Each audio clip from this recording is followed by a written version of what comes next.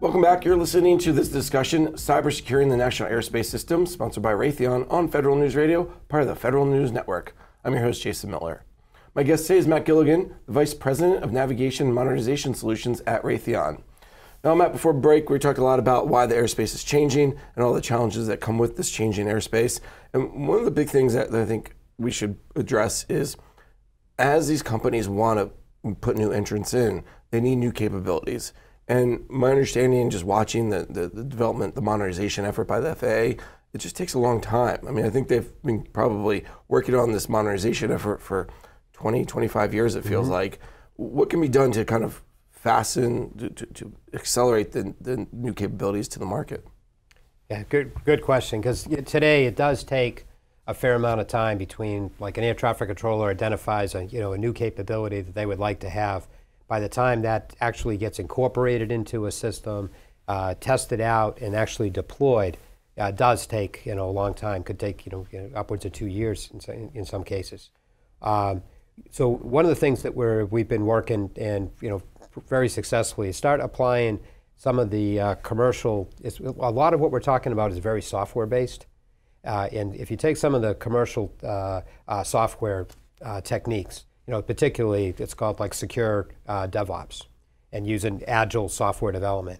And the big difference is, instead of developing a system for months and months and then going through months and months of contractor type testing and then months and months of the government testing, it's what's called the waterfall approach. That could take a very, very long time, versus in the agile secure DevOps, you're doing very short, small cycles, and the system is just constantly, you're adding capability, testing it, add capability, and test it.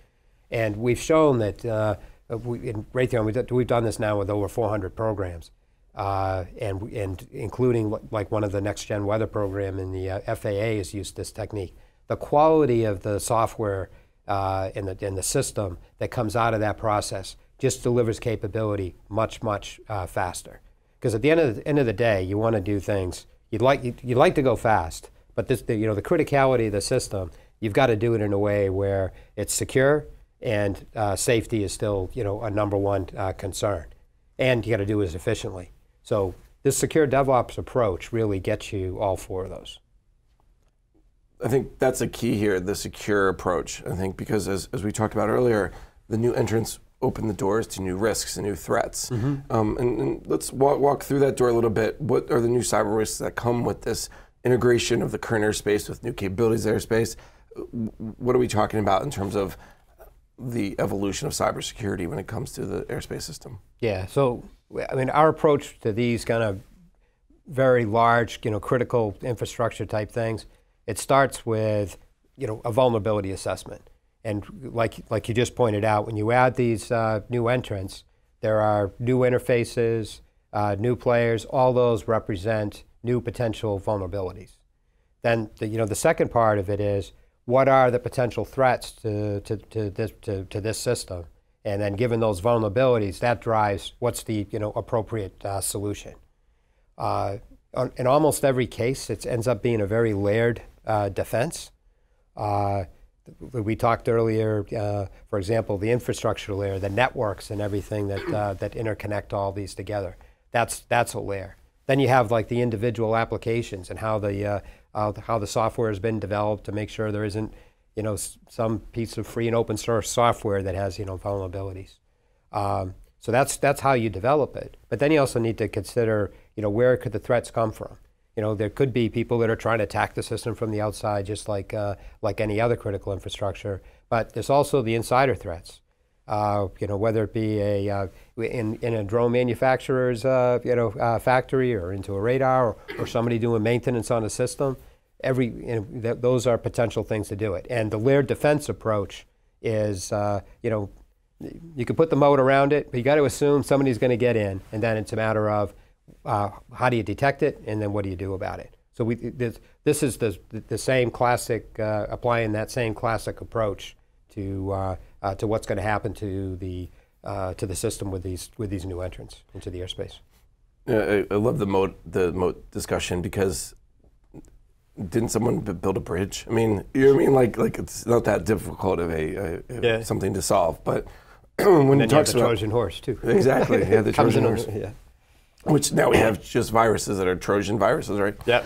When you talk about the layered approach, where is the most, if you will, vulnerable piece? Is it the application layer, the network layer?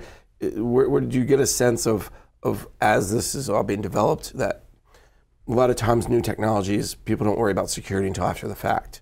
So is that the application that they're not worried about, or the product they're not worried about, meaning someone can hack into the drone? Have you guys looked at that? Have you started to kind of? That's a hard question to say, which one is the most important? Well, or even which tends to be the most vulnerable. I mean, we see it with software, right? No one ever, if you buy a desktop computer, it's the software that's the problem. So does that mean the same thing for the airspace system? I mean, since so much of it's run on software. Yeah, I think at the end of the day, it's the from the application standpoint, it's the software. But then at that infrastructure layer that all that software rides on, that's there's the level of protection you need there is it's common to everything that sits on top of it. And I know that there's a big move to software-defined networking and things like that can really help kind of recognize the cyber threats or potential vulnerabilities and fix them or kind of cordon them off so you don't have this problem for the rest of the network. Talk a little bit about the approach that you're seeing from either the FAA or the discussions you're having about how they're starting to look at cybersecurity and the steps they need to take. Well, specific to the thing you brought up, resiliency is a big part of this. So it's not like if you take like that infrastructure layer again, it's not a matter of does this single point-to-point connection, is it vulnerable? What you really have is with the modern networks, you have so many different ways it can get there. You get that resiliency and parallelism that you can do cross checks, depending upon what you're trying to check for. That really gives much more robustness to the solution. And resiliency.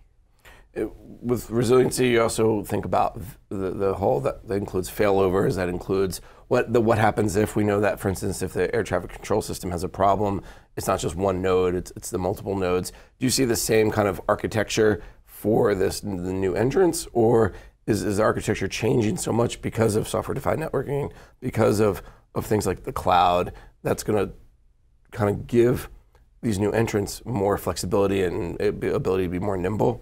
Yeah, all of the above. I think there's one of the systems is using blockchain technology. Yeah. So you get that same kind of inherent security in the system because it's not residing in one place. I don't know how much you've looked into that, but like you think of blockchain, you think it's for the data, right? Your data, my data, or it's our data. We can all kind of say it's safe, but how would blockchain? Have you looked into how blockchain would fit into the broader? Well, you can think about it in terms of how the data that's passed between vehicles to help in this automated, detect and avoid. I'm going to be flying here. You're going to be flying there. Don't crash. Yeah. Yeah. Right. And how do you communicate and how do you make sure it's secure and there's nothing that's happened in between? It's almost like it's like a financial transaction. You want to make sure it's secure. Well, this is safety of flight and. There's all this discussion about blockchain, and you don't think of it for the air traffic control system, but it's just sharing of data. Yeah, that's one of the concepts that's out there today. The other buzzwords, of course, is AI and machine learning. I imagine those also play a big role in the future of the airspace system. Are you guys starting to do any kind of tests or looking to how AI and machine learning can really benefit same concept, who's flying where and when and how? Yes, I mean, I think that AI and machine learning will play when you think about it, you're going to have thousands of vehicles in a particular, airspace. AI is really going to need to play a big part. I mean, when I said machine to machine, it really is artificial intelligence and machine learning that we're talking about there. Does that also bring in some other concerns? Because, there's the use of AI as it moves vehicles. Does your vehicle get priority over my vehicle? And does Uber pay extra dollars so FedEx is behind? I mean, does that create a whole new set of cyber concerns or just risks more generally? Have you guys started to hear any concerns about that? Yeah, I don't know what the equivalent in the air of the crawl, walk, run is. Yeah. But somebody will come up with that soon. But that's, initially it's going to be, replacing where helicopters fly today. and it's going to be going from non-line of sight and not over people to, fast forward thousands of vehicles going wherever they want. For it to move along that whole continuum, it's going to be to answer the kind of questions that you just brought up. And which actually is a great segue to my one of my last questions, because we're almost out of time. But give me a sense, like, what are some of the big questions that are still out there? What are some of the things that the FAA, that industry, that have to come together around when it comes to these new entrants into the market, but also as well as how to secure them? I think probably a couple of things. That what is that overall architecture look like? So that you get an agreement on that, and then you work the individual pieces and mature them as you go along. Trying to decide, exactly what's going to be done by government versus industry. You could take on one end of the spectrum, the government just sets policy, and then, the industry, and the public's vote. I think, a big one that I'd say, put at the top of the list. This is only going to work if the public has the confidence to adopt it.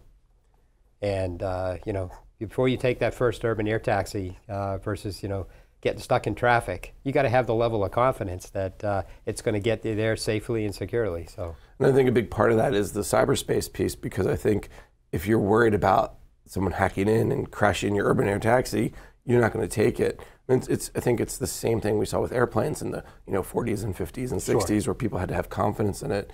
I think that confidence, though, do you get a sense that it's if it's done well, if it's clear, if it's transparent, people will be more comfortable with it sooner than later? Yeah, no question. I think that it's, and for us, for this all to happen, it's all about the infrastructure that we've been talking about. The shiny objects, the cool vehicles of all different types that you can see all over the place. They're only going to be able to fly if that infrastructure, it might be the more boring part, but that's the part that is going to enable all that to happen. Let me bring us around to cybersecurity, back around to cybersecurity as well. Are there certain things that are different with this type of national airspace system, these new entrants, where cybersecurity is different in any way than the typical PC, mobile phone network infrastructure? Is there another layer of complexity that we haven't talked about or that people should keep in mind? I don't think it's any different. It's just going to be the criticality, which drives the level of in depth of the layers of defense. But the basic process is cyber hygiene. You got to patch, right? Exactly. You got to have strong, intrusion detection. All that still matters. Everything still matters. It's just it's a matter of the criticality. The criticality, and of course, when you're talking about flying, it's safety. It's the safety. It goes back to the safety conversation. Yep. All right, Matt. Well, this has just been a fascinating conversation. Unfortunately, we are out of time for today. So let me thank my guest, Matt Gilligan, is the Vice President of Navigation and Modernization Solutions at Raytheon. Matt, thank you so much for taking the time. All right. Thanks, Jason. Enjoyed it. I'm Jason Miller, and you've been listening to Cybersecuring the National Airspace System, sponsored by Raytheon on Federal News Radio, part of the Federal News Network.